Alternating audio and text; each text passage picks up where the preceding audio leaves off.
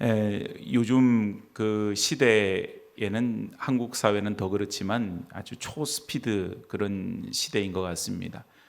모든 것이 다 금방금방 이렇게 해결이 되고 또 금방금방 이렇게 되지 않으면 사람들은 참 크게 답답함을 느끼게 되죠. 클릭 몇 번으로 이제 그 다음날 새벽이 되면은 집 앞에 식재료가 와 있는 그런 세상, 또 손가락 몇 번이면은 정보를 쉽게 알 수 있는 그런 세상에 살아갑니다. 그러다 보니 우리가 신앙적으로 기도를 해도 금방 이렇게 뭔가 즉각적으로 응답이 되어져야 되는 그런 것이 연결되어져 있는 부분들이 있어요. 그래서 모든 면들이 조금 이렇게 기다리고 또 참고 인내하고 이런 것보다는 즉각적이고 또 쉽게 이렇게 되어져야만 된다. 뭐 이제 그런 그 세상을 우리가 살지요. 근데 이제 신앙이라고 하는 것은, 믿음이라고 하는 것은 늘 말씀드리지만 속도보다는 방향입니다. 그래서 우리는 우리의 시간표가 아닌 하나님의 시간표, 그것이 우리에게는 굉장히 중요한 의미를 가지고 있는 시간표라고 하는 사실을 우리는 기억해야 할 것입니다. 우리가 지난 날을 돌이켜 보면 그걸 우리가 느끼게 되어져요. 그때 왜 이것이 안 됐을까? 이렇게 생각해 보면 그때는 그것이 안 돼서 마음에 조급증도 생기고 불안함도 생기고 염려도 생겼는데, 시간이 지나놓고 보니까 그때가 하나님의 때였구나라고 하는 것을 우리가 비로소 알게 되는 때가 있었다고 하는 거죠. 어떤 성도가 하나님 앞에 간절하게 기도했답니다. 하나님께서는 천년이 하루 같고 하루가 천년 같으시지요. 그리고는 하나님 앞에 기도하며 하나님께 물었더니 하나님이 그렇게 대답을 했어요. 그래, 맞아. 하루는 천년 같고 내게는 천년이 하루 같지. 그렇게 대답을 했어요. 그랬더니 그 성도가 그런 얘기를 합니다. 그럼 하나님께서는 10억 원이 10원 정도밖에 되지 않겠군요.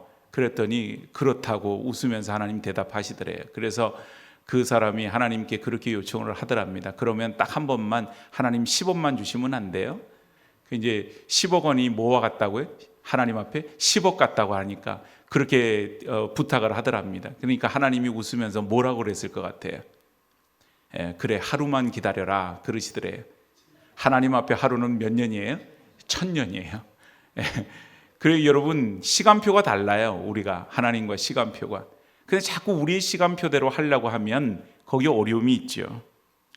잠깐을 견디지 못하니까 우리가 인간적인 생각을 많이 하게 됩니다. 수단과 방법을 가리지 않습니다. 오늘 본문을 보니까 느헤미야의 얘기가 계속되어지는데, 이 느헤미야가 참 훌륭한 면들이 참 많아요, 신앙적으로. 근데 그 중에 하나가 뭐냐면, 이 느헤미야라고 하는 사람이 하나님의 때를 기다릴 줄 알았다고 하는 것입니다. 오늘 여러분, 이제 1장 우리가 지난주 봤던 말씀 1절에 보니까 이 아닥사스다 왕 제20년 기스럴월에 내가 수상궁에 있을 때에 뭘 들었느냐? 예루살렘 성이 허물어졌다고 하는 것을 들었어요. 그때 월이 기스르월, 이게 무슨 몇 월 달인지 모르죠. 그래서 이거를 조사를 해보면은 지금 우리가 쓰는 달력으로는 몇 월 달이냐면 11월 내지 12월.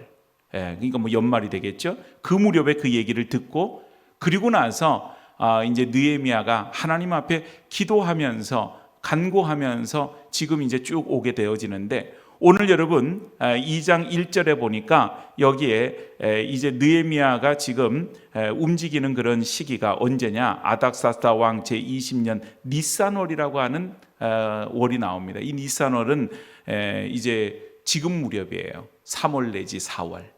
그러니까 예루살렘 성이 황폐했다는 소식을 듣고, 그리고 나서 몇 개월이 흘렀는가? 한 4개월 정도 흘러서 오늘 본문의 일들이 지금 이야기가 시작이 되어졌다는 거예요. 오늘 왕 앞에서 지금 펼쳐지는 이야기들 속에서 이렇게 느헤미야가 이 일들을 계획하거나 내가 이 기회를 포착을 해서 왕에게 기회가 되는 대로 내가 이런 청을 드리고 그래서 왕의 허락을 받아서 가서 어떻게 해봐야지, 이런 계획적인 어떤 상황으로 이루어진 것이 아니라 우연히 되어지다 보니까 어떤 대화들이 오가게 되고, 그 가운데에서 느헤미야가 기도하던 내용들을 왕에게 아뢰게 되고, 그것들이 오늘 왕 앞에서 이루어지는 그런 역사가 있게 되는 것을 봅니다. 그래서 여러분, 느헤미야의 믿음을 통해서 오늘 우리가 함께 배울 내용은 뭐냐 하면 때를 아는 믿음, 때를 기다릴 줄 아는 믿음. 모든 것이 다 때가 있지요. 그 때를 우리가 알고 기다리는 그 믿음으로 오늘 씁시다. 이런 이제 내용을 가지고 오늘 하나님 말씀을 함께 나누기를 원합니다. 자, 첫 번째 우리가 하나님의 때를 기다려야 되는데 그냥 마냥 기다리기만 하면 되느냐? 그게 아니에요. 하나님의 때를 기다리면서 뭘 해야 되느냐? 기도로 준비를 해야 된다라고 하는 것입니다. 아까 말한 대로 느헤미야 2장 1절에 이제 니산월 4개월이 흘렀어요. 자, 그러면 처음에 그렇게 기스루월 월 그때의 소식을 듣고 나서 지금 니산월 4개월이 될 동안에 느헤미야는 뭘 했느냐? 느헤미야는 계속해서 기도하면서 여기까지 왔다는 것입니다. 하나님께서 이 일들 가운데 어떻게 역사하실지를 느헤미야도 모르는 거예요. 느헤미야가 권력을 쥐고 있었지만 그걸 가지고 섣불리 왕에게 나아가서 뭘 얘기하지 않아요. 그냥 기도하며 기다리는 것입니다. 여러분, 우리가 신앙생활에 있어서 이게 굉장히 중요한 거거든요. 기도하며 기다린다. 기도하며 기다린다. 한번 따라해 볼까요? 기도하며 기다리자. 이 기다리지를 못해. 기도는 잘해요, 다들. 기도하라 그러면은 기도는 막 나와서 새벽에도 기도하고 기도하는 일은 잘하는데 우리가 기다리는 것을 잘 못할 때가 많아요. 그러다 보니까 인간적인 방법을 가지고 접근할 때가 많더라. 그런데 오늘 이 느헤미야는 기도하면서 기다립니다. 그러니까 오늘 2절에 보니까 느헤미야의 얼굴이 뭔가 수심이 있는 거예요. 근심이 있는 거예요. 예. 그런데 이제 느헤미야가 그러면 4개월 동안 늘 그냥 말하자면 얼굴에 죽상을 하고 왕 앞에 가서 이렇게 했겠느냐? 그러지 않았을 거라는 거죠. 신하는 그렇게 하면 안 되는 거예요. 더군다나 이 당시에 왕의 술을 맡은 술관원의 직책은 왕과 함께 정사를 나누고 왕의 안위를 살펴야 되는 그런 자리인데 옆에서 인상을 찡그리고 있고 뭐 슬픈 기색을 하고 있고 그렇게 하면 어떻게 해요? 안 되죠. 더군다나 그렇게 하면 이 일들은 왕에 대한 모욕이 될 수 있고 또한 왕에 대해서 어떤 충성스러운 마음을 가지지 않는 것으로 오해를 받아서 이 사람이 큰 벌을 받게 되는 그런 일이 있을 수도 있었다는 것입니다.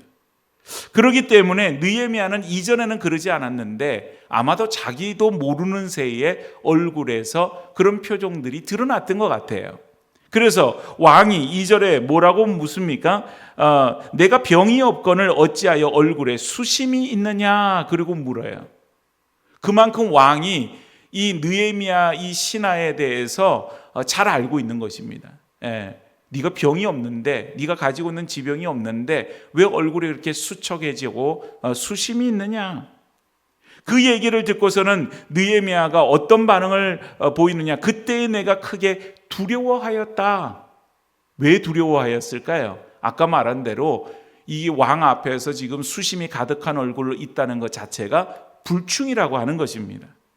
그래서 지금 이 상황은 느헤미야가 큰 벌을 받을 수 있는 그런 상황인데 오늘 그 두려움에 함몰되지 않고 두려워하면서도 오늘 왕에게 간청을 하는 느헤미야의 모습을 볼 수가 있어요. 자, 그런데 오늘 여기 보니까 3절에 뭐라고 말하냐면 왕께 대답하되 왕은 만세수를 하옵소서 내 조상들의 묘실이 있는 성읍이 이제까지 황폐하고 성문이 불탔사오니 내가 어찌 얼굴에 수심이 없사오리까.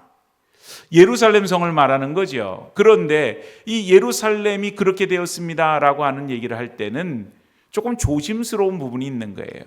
왜냐하면 정치적으로 들릴 수 있는 그런 위험이 있기 때문에 그렇습니다. 그런데 오늘 느헤미야가 그 예루살렘 성을 향해서 뭐라고 말하냐 하면은 내 조상의 묘실이 있는 성읍이라고 표현을 해요.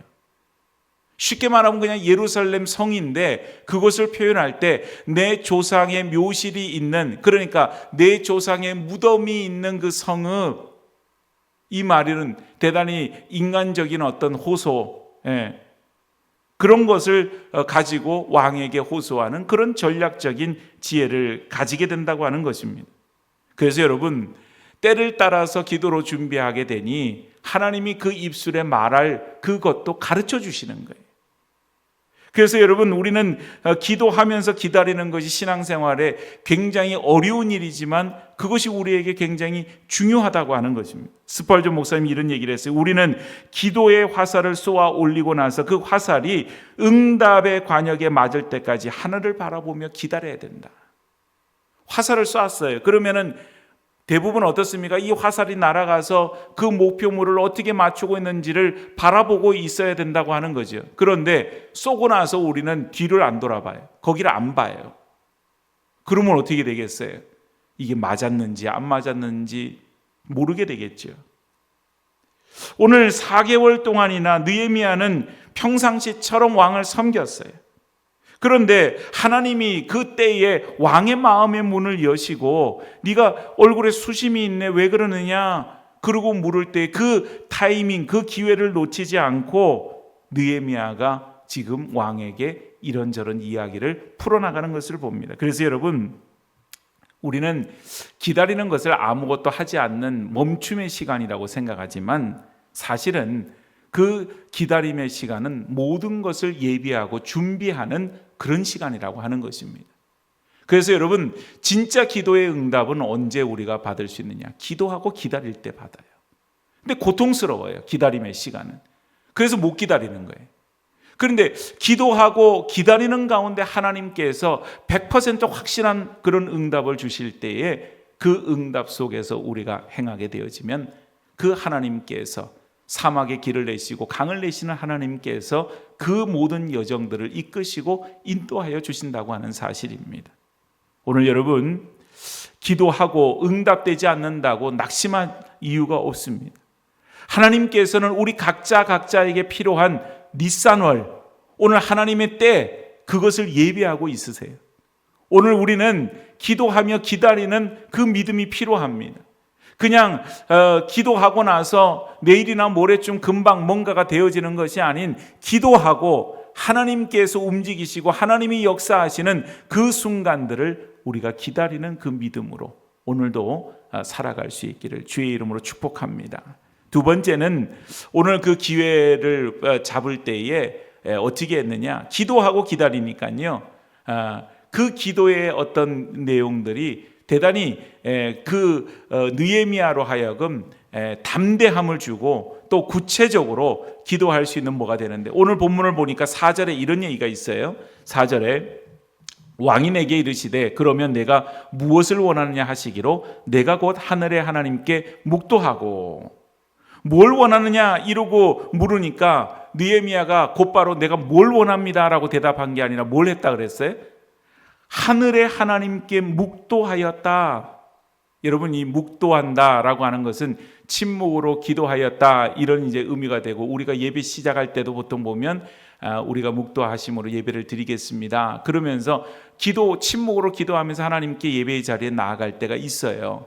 그런데 여기서 말하는 묵도라고 하는 이 단어를 원어적으로 찾아보니까 그게 뭐냐 하면 아주 짧은 시간에 이루어지는 소위 말하는 번개 기도라고 하는 것입니다.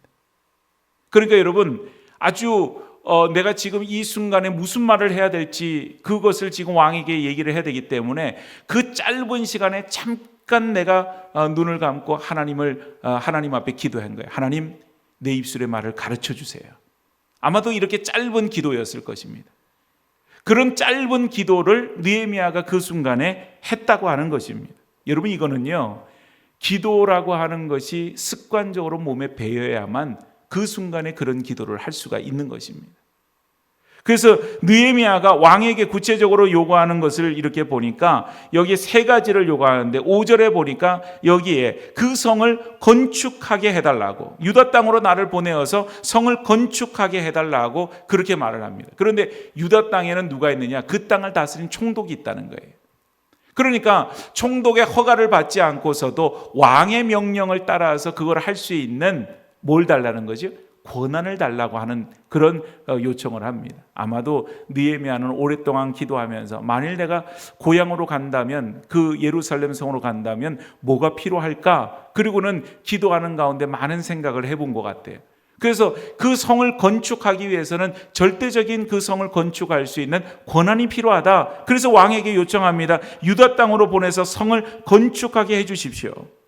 두 번째는 여기 7절에 보니까 이런 얘기를 합니다. 강 서쪽 총독들에게 내리시는 조서를 주사 그들이 나를 용납하여 유다에 들어가기까지 통과하게 하시고. 여러분, 지금 이제 느헤미야가 있는 곳은 이 페르시아 제국이에요. 그런데 이 제국이 점령한 나라들 속에서 거기 총독들을 세워놓는 겁니다. 그러니까 그 지역에서는 총독의 권한이 절대적이죠. 그런데 그 총독의 권한보다 위에 있는 것은 누구의 권한이에요? 온 그 지역을 다스리는 페르시아 왕의 권력이 훨씬 더 센 겁니다. 그러니까 왕이 말하자면 통행증을 딱 끊어서 이 사람, 이것을 가지고 가는 사람은 어디든지 통과할 수 있다.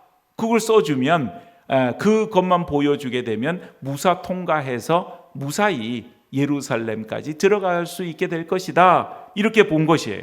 그래서 두 번째 요구한 것은 뭐냐 하면은 안전을 요구하고 있는 것을 보게 되어집니다. 그래서 여러분, 이 느헤미야가 얼마나 참 치밀하게 뭐가 필요한지를 기도하면서 생각했던 것을 우리가 볼 수가 있죠. 세 번째는 뭐냐? 8절에 보니까 그 성에 건축한 모든 것을 위하여서 들보로 쓸 제목을 내게 주게 하옵소서. 성을 건축하는데 쓸 여러 가지 제목이 필요한데, 그럼 재료가 필요한데 그 필요한 목재들을 공급해 주십시오.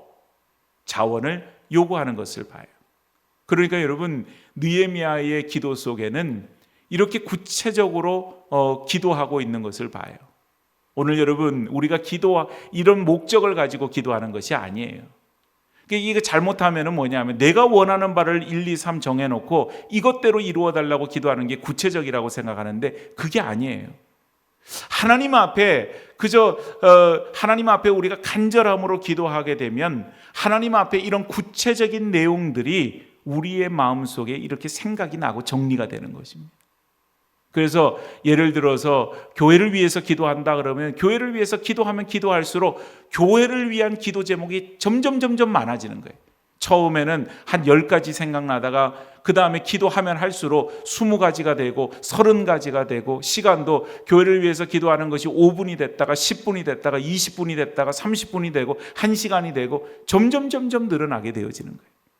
느헤미야의 기도가 그랬다는 거죠. 하나님 앞에 기도하다 보니까 기도의 내용이 구체화되게 되고, 그래서 왕이 물었을 때에 잠시 하나님 앞에 묵도하고 잠시 기도하고, 그리고 나서 본인이 평소에 기도하면서 생각했던 내용들을 왕에게 요청하고 있는 것을 보게 되어집니다. 피터 드루커라고 하는 이 경영학자가 이런 얘기를 했어요. 계획이 없는 목표는 단지 희망사항일 뿐이다. 그렇죠? 그냥 이거 이렇게 됐으면 좋겠다. 성벽이 건축됐으면 좋겠다. 그런 건 희망사항인 거예요. 그런데 그것에 대한 계획과 목표를 가지고 할 때에 그것이 실행 가능한 것으로 만들어지게 돼요. 그래서 여러분, 오늘 8절 본문 8절 하반절 보니까 이렇게 요청을 하게 될 때 어떤 일이 생겼느냐? 내 하나님의 선한 손이 나를 도우심으로 왕이 허락하고. 왕이 허락을 했는데 그 앞에 뭐가 붙어요? 내 하나님 선한 손이 나를 도우셨다고 그러고 얘기를 하고 있어요. 하나님의 그 선한 손길이 나를 도와주셔서 내 능력, 내 어떤 이 설득하는 어떤 새치혀가 아니라 하나님의 역사로 말미암아 그 모든 일들이 이루어졌음을 느헤미야가 고백해요. 자, 이게 뭘 의미하느냐? 기도하는 사람만이 알 수 있는 거예요.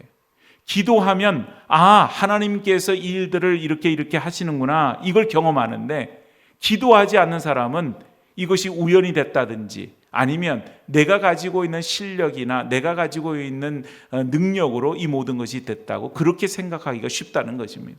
그러니까 느헤미야는 기도하는 사람이었기 때문에 이런 고백을 할 수가 있는 거예요. 자, 우리가 어떤 경우에 기도하지 않고 여러 가지 그냥 뭉뚱그려서 두루뭉실하게 우리가 생각할 때가 있어요. 알아서 하시겠지. 하나님은 알아서 하시겠지. 하나님은 알아서 하시겠지. 그래요. 하나님은 알아서 하실 것입니다. 그런데 하나님은 어떻게 알아서 하시느냐? 하나님의 사람들로 하여금 그 일을 준비시키시는 거예요. 그래서 오늘 하나님이 우리에게 만일 내가 너에게 뭘 해줄까? 그리고 물으신다면 우리는 구체적으로 하나님 앞에 그 일들에 대해서 말을 할 수 있어야 된다고 하는 것입니다. 그래서 여러분, 오늘 먼저는 때를 기다리며 기도하십시다. 기도하며 기다리십시다. 그러면서 기도하며 기다릴 때에 그 기도가 낙심치 않는 기도, 더욱더 구체화된 그런 기도가 되어서 때가 되었을 때는 그 구체화된 계획들을 하나님 앞에서든지 누구 앞에서든지 그 일들을 실행시킬 수 있는 그런 구체적인 계획 속으로 나아갑시다.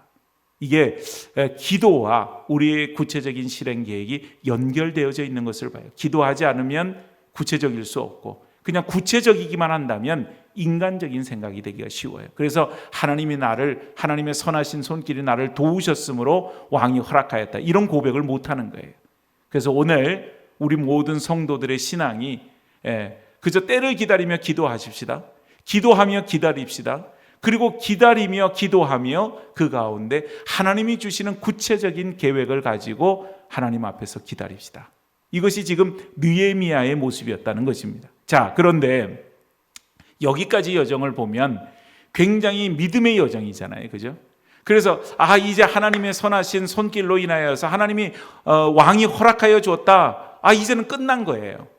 그런데 오늘 무슨 일이 생기느냐? 끝난 게 아니더라는 거죠. 오늘 본문 여러분 마지막 우리가 읽었던 10절 말씀을 보니까 호른 사람 산발락과 종이었던 암몬 사람 도비아가 이스라엘 자손을 흥왕하게 하려는 사람이 왔다함을 듣고 심히 근심하더라, 이런 얘기가 나오는데, 이 호른 사람 산발락과 암몬 사람 도비아가 어떤 사람이냐? 바로 그 성벽을 건축할 때에 방해를 놓던 반대 세력이었다고 하는 것이에요.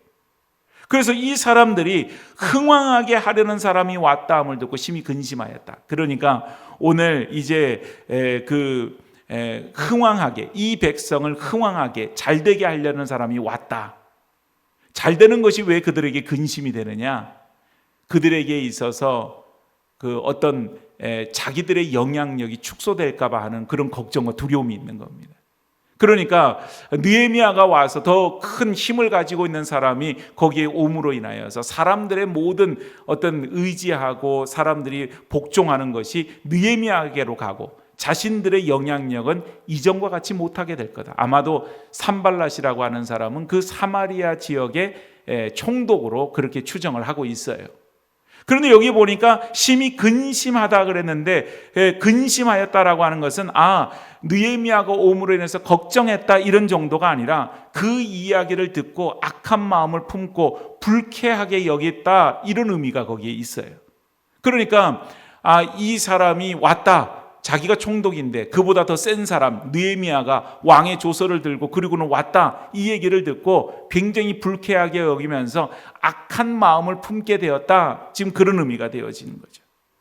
오늘 여러분, 느헤미야가 입성할 때의 모습을 보니까 너무나도 위풍당당하잖아요. 왕이 보낸 사람이니까 군대 장관과 심지어는 마병의 호의를 받으면서 그러고 들어오는 거예요. 그런 영적인 권위 속에서 이제 저항을 만나게 되는 것입니다. 오늘 여러분, 우리가 하나님의 뜻대로 살려고 하면 할수록 산발락과 도비아와 같은 방해꾼을 만날 수밖에 없지요. 오늘 여러분, 우리가 아이러니하게도 그런 방해가 있다고 하는 것은 어떤 의미겠어요? 그것은 우리가 지금 바른 길로 걷고 있다, 하나님의 뜻대로 지금 걸어가고 있다고 하는 증거가 되어져요. 이 굉장히 역설적인 얘기죠. 하나님의 뜻대로 바른 길로 걸어가면 거기 방해물이 없어야 되는데 오히려 그렇지 않더라는 거예요. 성경을 보니까 하나님의 뜻대로 걸어가는 길에 방해꾼도 있고 방해물도 있고 장애물도 있고 여러 가지 그런 거치는 것이 있더라는 거죠. 그래서 오늘 우리에게 있어서 가만히 생각해 보면 그런 거예요. 사단은요, 잠자는 영혼은 안 건드려요. 그 영혼이 잠자고 있으면 사단도 안 건드려요. 그런데 하나님의 어떤 그런 역사 속에서 주의 일을 하겠다고 그렇게 할 때는 거기에 대적으로서 사단의 역사가 있게 되는 것을 봅니다. 오늘 그렇기 때문에 우리에게 힘들고 어려운 그런 상황에 놓여져 있어도 우리는 낙심할 필요가 없어요. 그냥 그 일이 오히려 바른 길이다라고 하는 그런 확증일 뿐이기 때문입니다. 그래서 여러분, 우리에게는 뭐 크고 작은 많은 일들이 있지만 뭐 하나 좀 잘 됐다고 해서 막 좋아하고 하나 뭐 좀 안 됐다고 해서 그것으로 좀 슬퍼하고 뭐 그렇게 할 필요가 없고, 그저 우리에게는 뭐만 필요하느냐, 느헤미야가 처음부터 시작했던 그 여정을 보면 다른 것 아니었잖아요. 하나님의 능하신 손만을 의지하고 여기까지 오게 된 거예요. 오늘 우리 신앙은 그런 것입니다. 어떤 일이 있어도 우리가 바라보고 끝까지 나가야 되는 것은 하나님의 능하신 손만을 우리가 붙들고 그것만 바라보고 나아가는 것이지, 여러 가지 다른 어떤 환경이나 사람들이나 이런 것으로 인해서 우리가 좌지우지되고 흔들리고 뭐 그렇게 할 필요가 없다고 하는 것이에요. 그래서 오늘 이 본문 느헤미야서 2장 1절에서 10절까지의 말씀을 통해 세 가지의 원리를 배워요. 첫 번째는 내 때가 아닌 하나님의 때를 어떻게 해요? 기다리며 기도해야 된다. 기도하며 기다려야 된다. 그게 첫 번째 원리예요. 두 번째는 기회가 왔을 때에 하나님 앞에 묵도하고, 그리고 느헤미야처럼 구체적이며 담대하게 요구할 수 있어야 된다. 세 번째는 반드시 뒤따라오는 방해와 대적 앞에서 끝까지 하나님의 도우심을 확신하고, 그리고는 담담히 그 일들을 향하여서 나아가야 된다. 이것을 이제 오늘 말씀을 통해 배우게 되어집니다. 오늘 하나님께서는 이 시대에도 아마 느헤미야와 같은 한 사람을 찾고 계시는지 모르겠어요. 어떤 어려움이 있어도 끝까지 기도하며 인내하며 기다릴 줄 아는 사람, 그리고 하나님의 뜻을 바라보며 하나님의 도움의 손길을 바라보며 그 길을 향하여서 비록 외롭고 힘들어도 끝까지 걸어갈 수 있는 사람.